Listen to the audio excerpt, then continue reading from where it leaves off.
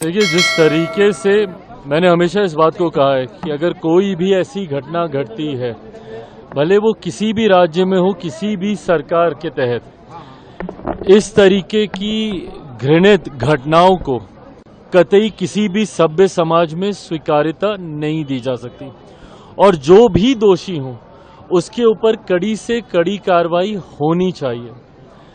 अफसोस मुझे तब होता है जब ऐसे विषयों का भी राजनीतिकीकरण कर दिया जाता है। जिस तरीके से बंगाल में हिंसा चरम सीमा पर है, एक तो ऐसी शर्मनाक निंदनीय घटना वहां पर घटी, उसके बाद जिस तरीके से वहां पर आज की तारीख में एक आगजनी जैसा माहौल बनाया जा रहा है और मुझे नहीं पता कि इसके पीछे कौन है। कल जिस तरीके से घटना स्थल पर देर रात हजारों की संख्या में असामाजिक तत्व गए, उन्होंने तोड़फोड़ की, क्या ये किसी साजिश के तहत था? किसी एविडेंस को मिटाने के लिए था? किसी को बचाने के लिए था? किसी को फंसाने के लिए था?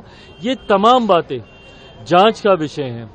पर जब वहां की सरकार इसके ऊपर आंख मूंद कर बैठती है, चिंता वहां से शुरू होती है।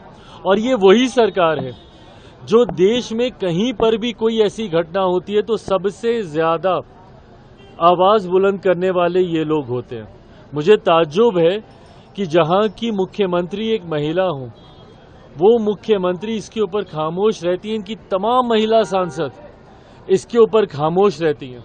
और देश के किसी और कोने में अगर ऐसी घृणित घटना को अंजाम दिया जाता तो सबसे पहले ये लोग मुखर होते हैं। ऐसे में दूसरे का जुर्म होता है और जब वही छींटे आपके ऊपर आते हैं तो आप उसको छुपाने का आप काम करते हैं। जब ये दोहरी रणनीति चलती है, ऐतराज इस बात से होता है। मैं पुनः दोहराता हूं, देश के किसी कोने में आज मेरे प्रधानमंत्री आदरणीय नरेंद्र मोदी जी ने भी अपने स्वतंत्रता दिवस के कार्यक्रम में देश को संबोधित करते हुए सुबह अपने वक्तव्य में भी ये बात उन्होंने प्रमुखता से कही कि समाज को भी जिम्मेदारी को लेना होगा। और जिस तरीके से बहन बेटियों के साथ आज की तारीख में भी इस तरीके की घटनाओं को अंजाम दिया जाता है, वो कहीं से भी बर्दाश्त नहीं की जाएंगी। और आने वाले दिनों में न सिर्फ दोषियों को कड़ी से कड़ी सजा मिलेगी, बल्कि उस सजा का डर दूसरे आरोपियों के मन में भी बैठे, इस बात को भी सुनिश्चित किया जाएगा। इस बात को भी प्रमुखता से दर्शाया जाएगा कि किसके ऊपर क्या कड़ी सजा हुई, ताकि भविष्य में कोई दूसरा आरोपी इस तरीके की घटना को अंजाम देने से पहले 100 बार सोचे।